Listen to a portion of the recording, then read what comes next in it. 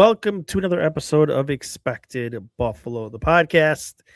And here we are on a Thursday evening after a Buffalo Bills game, nonetheless, talking about the Buffalo Sabres as we are only a few weeks, truly, maybe 3 weeks, I think, from training camp opening.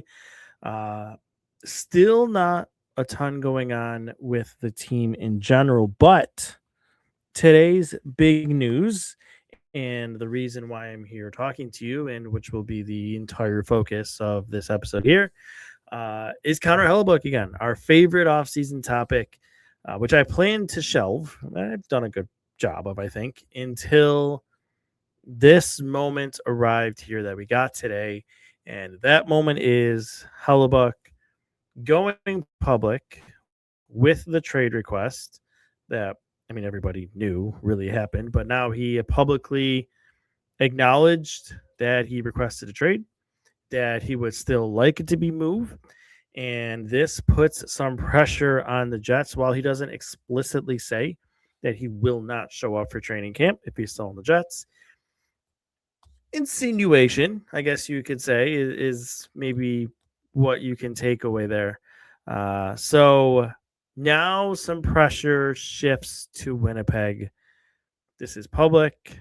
We are a few weeks from training camp opening, and the player has pretty much said he still wants to be moved. I've given you everything I got. Let's make this work. I'm not going to play there anymore. And no, this is the corner I think that Winnipeg potentially worked themselves into with the way that they approach things this offseason in regards to moving Hellebuyck. They played the game. I think there's others around the league who believed they were hoping they can get one more year out of this. I think the ownership group there potentially wanted to try to squeeze one more year out of it.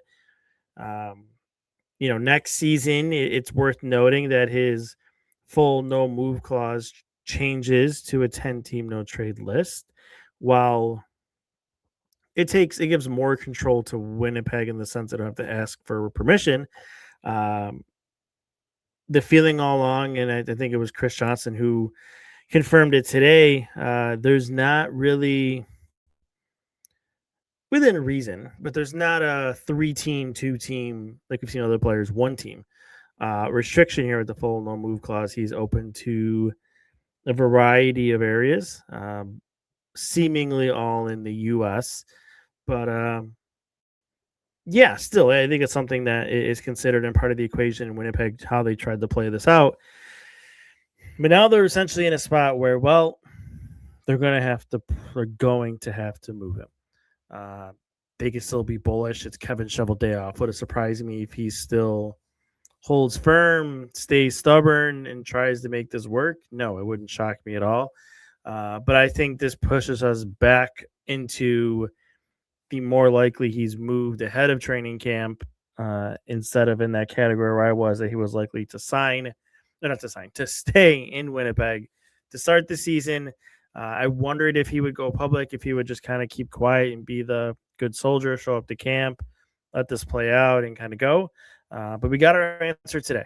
The answer is he doesn't want to do that. He wants a new opportunity somewhere else to chase a championship.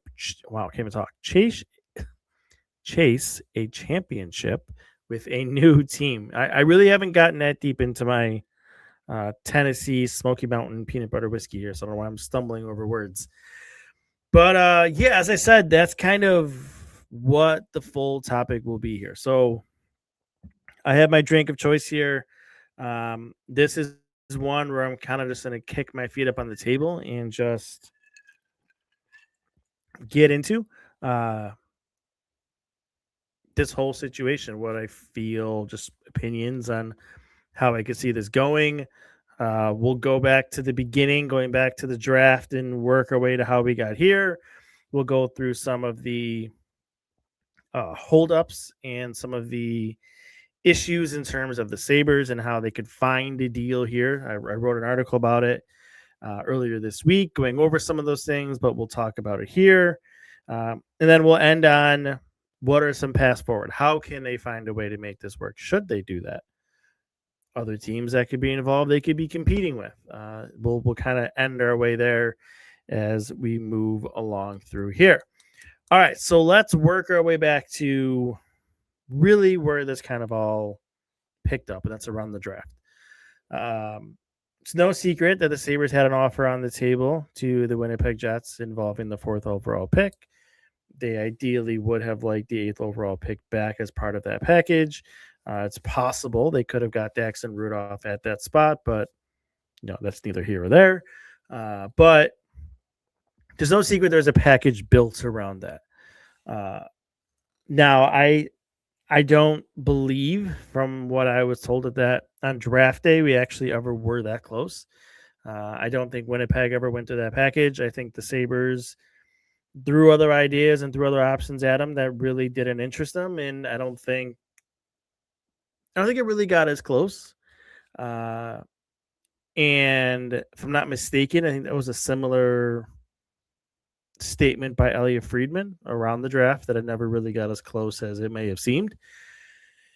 Where I think it got a little bit closer and more of a possibility is we move forward in our timeline to July 1st. Talks picked up and heated up around, not around, but on the 1st. Now they eventually, that same day, fell apart.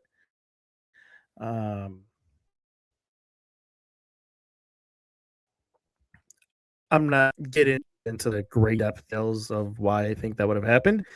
Partly because I think this is still an active trade situation, so we'll let that play out. It's not hard to connect dots on it, like, right? July 1st, things happen July 1st. Why would what are some reasons why a trade would fall apart? It's something we're going to get into later here as we go through. But things I think eventually really fell apart completely on the 1st of July. I do believe that there were some hard feelings in how some of the discussions throughout the whole process went. And as of a few days ago, there hasn't been much of any, or if any, conversation at all between the two sides. Now, I would anticipate there's some discussion now that this is public, like there's a reconnection that occurs here. Only if it's natural, because there are previous conversations and one side is going to check in with the other at the very least to see, hey, is there still something we can do there or not? All of that. But I think the closest they got was around the 1st of July. It was from what I understand, it was a draft pick. It was Luukkonen, a defense prospect, and a roster forward. That was the package that was put together, or was maybe close to agreed upon around the 1st. Didn't end up happening, and the two sides went their way with their offseason, and here we are now. Fast forwarding ourselves to the end of August, back in this situation now of trying to figure out if this is still a plausible thing that these two teams can figure out. Now, here are the problems, the Sabres and the Jets, if they want to get a deal going. From what I've heard, that will need to be figured out to get it going again, if it even can get going again, or the Sabres just decided that they're good with their 3 goaltenders and they don't really want to engage anymore. I don't know. But the first thing is a goaltender. So Winnipeg wanted a goaltender with term in a trade. They have Stuart Skinner, but they don't have anybody else. They straight up need a goaltender. Okay. So if you're looking for a goaltender, a young goaltender with term that's reliable in this trade for the Sabres, it would obviously be Luukkonen. The problem is the 5-team no trade list that is now in. It is not a stretch to say that the Winnipeg Jets will be on it. Almost any no trade list, it's very likely the Winnipeg Jets are going to be on it. So that presents a problem. Seemingly, I would imagine, unwilling to go to Winnipeg. So, okay, well, he's not the only goaltender on the roster. You get to Alex Lyon, Colton Ellis. Lyon is a veteran, but there's not terms, only 1 year. Ellis is younger, unproven, of course, 26 years old, but doesn't have that term. But if you play him at least, I forgot what it was, 12 or 16 games, you get to you keep the restricted free agent rights, and you can get a new contract and all of that thing if that's so what you want to do. Still, it's not really plausible without Luukkonen. Now, if Winnipeg pushed against the wall, goes, okay, you know what? We'll take Ellis, or we'll take Lyon. We'll do a Lyon Skinner. We'll do an Ellis Skinner. We'll get through this season, and we'll figure out our goaltending situation from there. We'll make a trade some other point, whatever. But then it becomes a situation of, okay, you don't move Luukkonen, let's say in this scenario or theory. Do we see it as a workable situation of a $4.75 million Ukko-Pekka Luukkonen as the backup at 27 years old to Connor Hellebuyck, who I think with 4 or 5 years remaining on his contract at $8.75 million. So willing to have a goaltender room that is upwards of over combined $10 million? Or is it a workable situation even? I don't know. Well, then you get into the, okay, let's move Luukkonen somewhere else, right? That's the easy thing. Just move Luukkonen somewhere else. 5-team, no trade clause. Find a team that's not on his 5-team trade list. Okay, who needs a goaltender? Edmonton, maybe, I guess. But is it possible that Edmonton's on that list? Does Edmonton really need a goaltender? I guess they still maybe kind of do. They don't really have the cap space, which then presents the problem of, well, how do you fit that in? Because, there's Freddie Anderson, there's Jari that's there, Devin Levi, I don't forget, is there. So I don't know. Anderson is on IR now, but again, the problem is then you have a cap issue. Okay, so you got to take somebody back from Edmonton. Well, now it's like we're getting a little complicated here. Let's keep going under realistic teams. Spinning. The Ducks don't. Hurricanes don't. Columbus, maybe. With the injury that they've had to Merzlikins, maybe they're looking for a goaltender and they have the space. But they also have, the goaltender there that they just extended. They almost went to arbitration with. So names escaping me as my computer continues to spin. So that, I guess, Jack Reeves, there it is. Thank you. So maybe that's not a situation they want to do. They just paid Greaves $5 million. They want to pay Luukkonen another 4.75. And although, by the way, Merzlikins is still there too. Okay, probably not. Calgary looks set. Chicago looks set. Colorado is probably fine. Dallas fine. Detroit, I guess you could say, is fine. Florida's good. Kings are good. Minnesota, Montreal, Nashville, New Jersey, the Islanders, the Rangers, the Senators, the Flyers, Penguins, I guess. Seattle, a team that wants to invest in goaltending. I don't know. I mean, they have Grubauer and Decord. Again, I mean, they're not going to keep both. They're already up over $11 million. They're not going to add another one. I don't think you want either Decord or Grubauer. So, I mean, you're not going to go through every team here, but you see how this issue stacks up. The easy answer of just move Luukkonen somewhere else. Well, where is the somewhere else?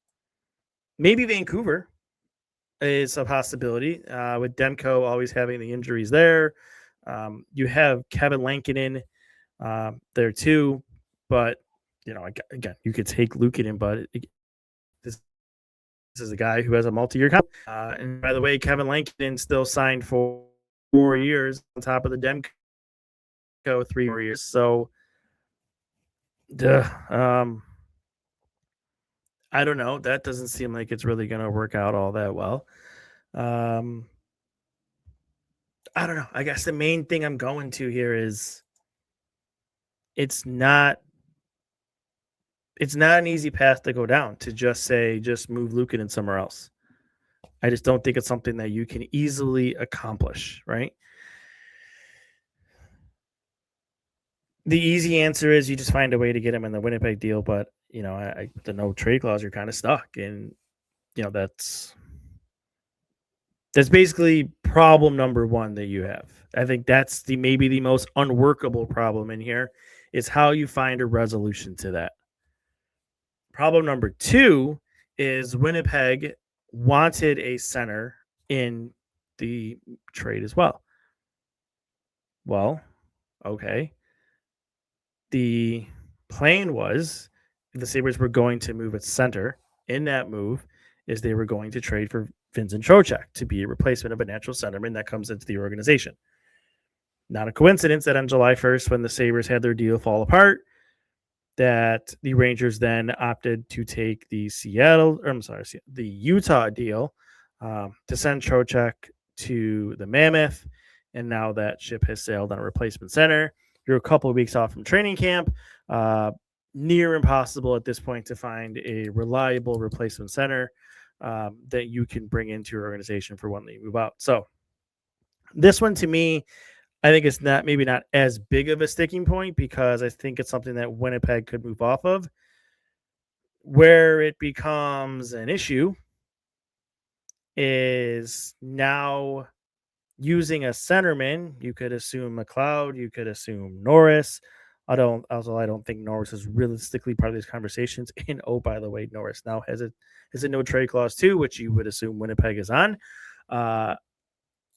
But either way, one of those two guys would be moved, and that would create your cap space for you. They have a little bit over $5 million now, but that creates your cap space to move in Hellebuyck's $8.5 million.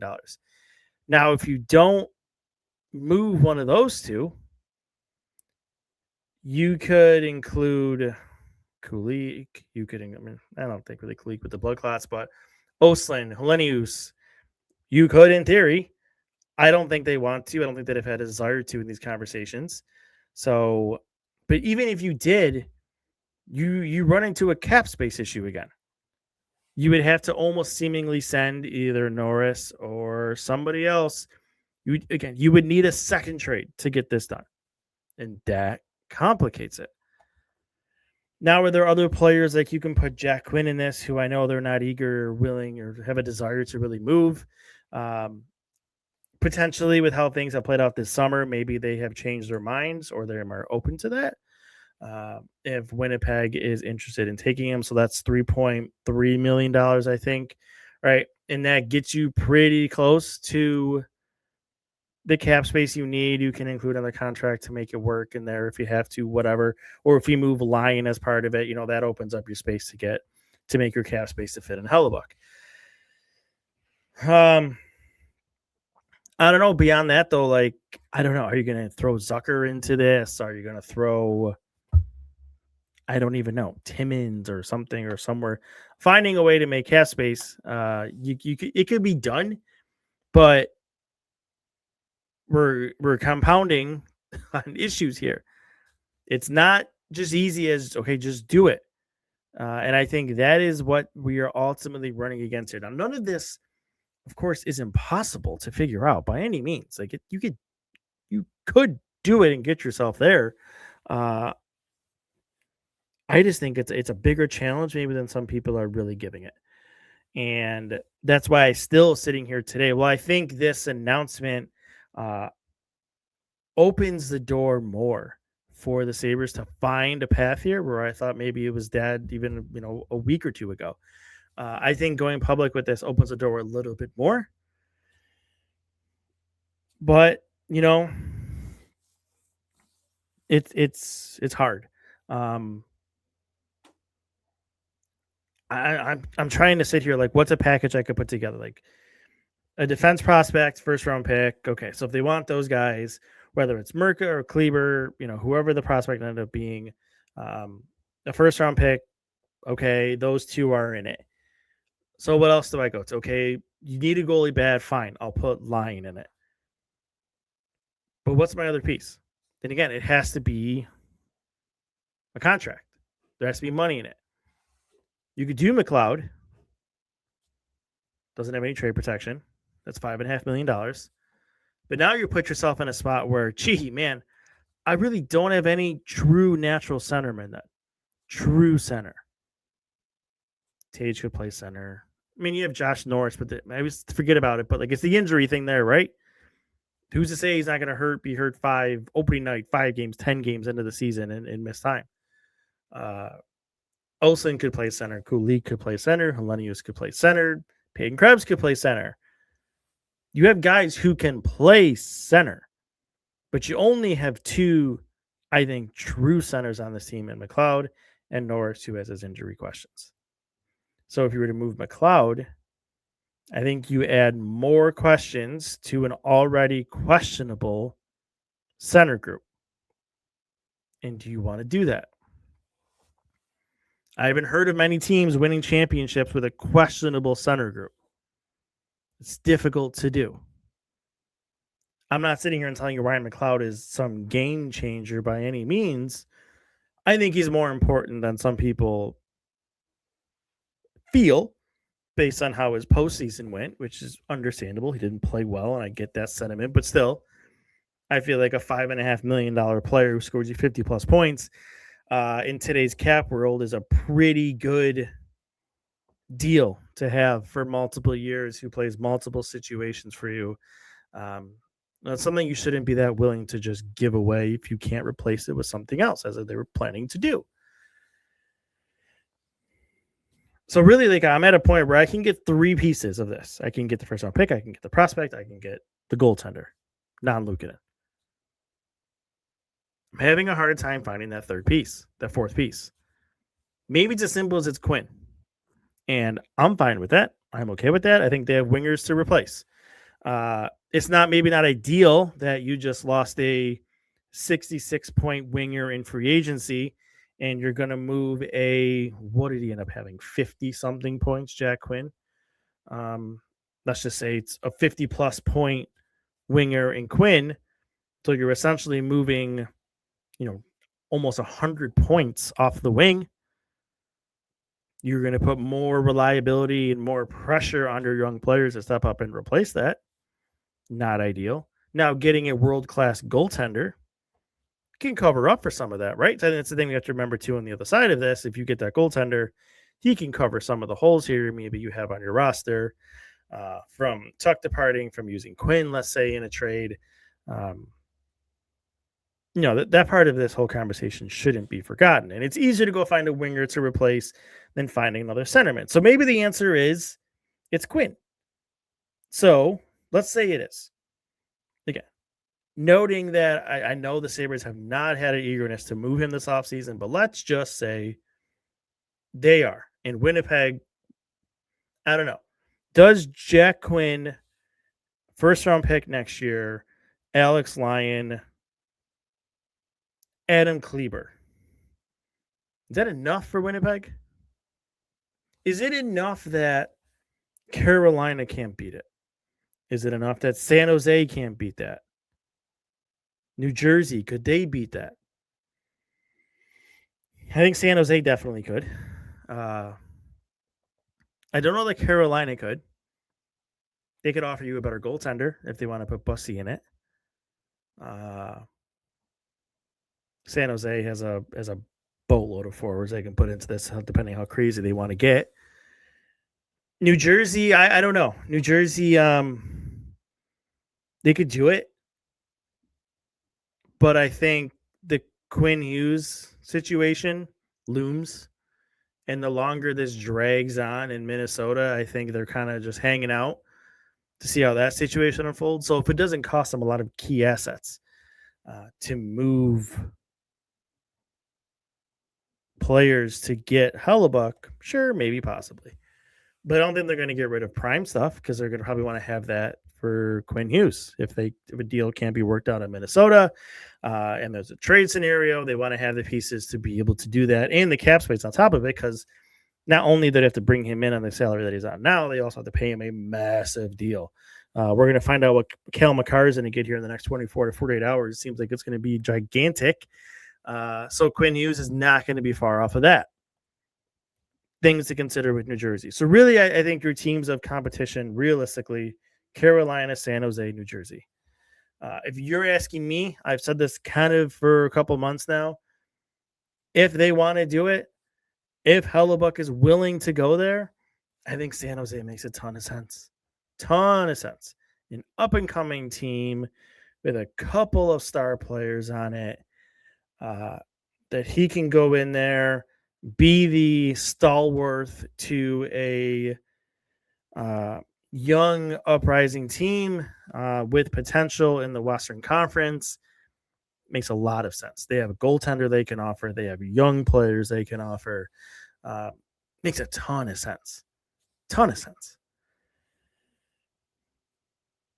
So I guess to revert back to the question, is Jack Quinn, Alex Lyon, a first-round pick, Adam Kleber, is that enough? Are you the best offer at the table? If Hellebuyck doesn't specifically say, I want to go to Buffalo, make that trade with Buffalo, and he says, I don't care where it is, just send me, and it's Winnipeg can just take the best deal, does that package I just laid out, realistically, you can even replace McLeod for Quinn. Let's put McLeod in for Quinn. Either one of those two. Is that enough? Do you beat all those other teams out? I'm not sure. I don't know. It would all come down to how Kevin Cheveldayoff feels about those players. And it also is going to come down to, is Kevin Cheveldayoff willing to come off with the Sabres his ass for a goaltender with term, his ass for a centerman? This is one of the most stubborn general managers in the league. Reputation has preceded him this summer, sticking to his guns, what he wants, playing this game that has not only, I think, frustrated the Sabres, but other teams too. I think, of course, adding Hellebuyck would be huge for this team. I think it would really change some of the, probably a playoff team, Are they top in the division? Do they win the division? But they're a playoff team. They're probably a playoff team.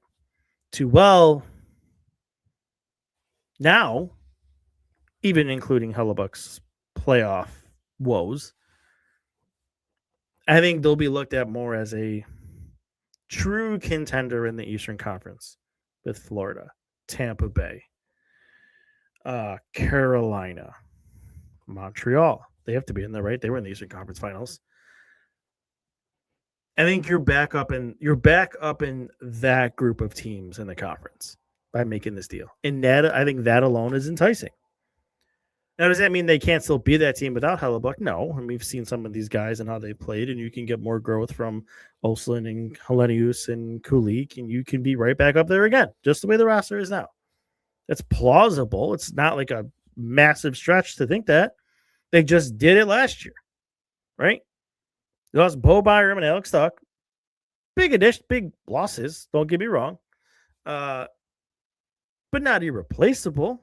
Still have the main cogs in that roster that worked last year, and you're adding more guys as upside. So I think you can still get there. And this is conversations we'll have in a couple of weeks, and we get to training camp and close to the season, and whether Hellebuyck is here or not, or whatever. We'll get into those conversations soon. But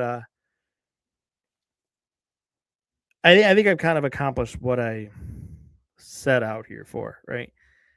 Is just talking this out.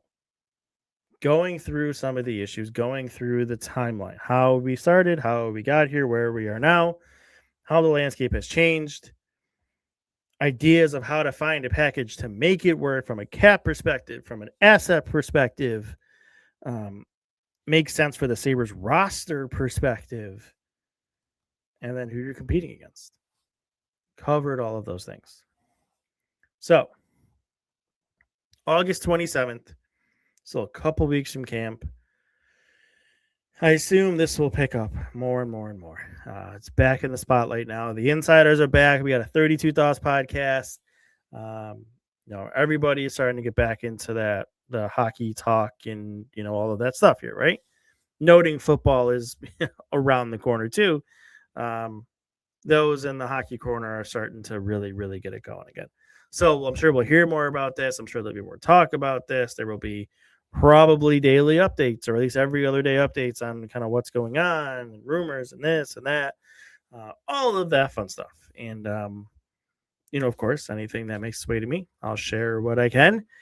And at the very least, it'll add some intrigue here as we move to the last couple of weeks of the summer and into training camp. It'll be something fun to kick around, and because as if we haven't talked about Connor Hellebuyck enough, why not throw another piece into throw a stick of dynamite in here, and let's kick it back up again with a couple of weeks to go.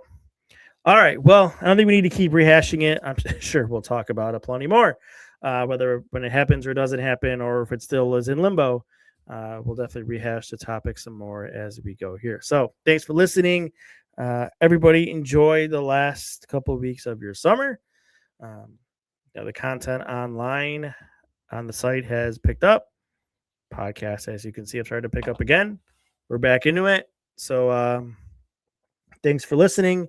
One quick reminder, we are in the final days of our annual end of cottage season deal we have going on. So check that out. You get one subscription, even cheaper than one, to cover two sites. You would get a year at Expected Buffalo, and then you would also get 1 year free at Expected Scouting, our new site too, with Austin, who still has a lot of excellent content going there.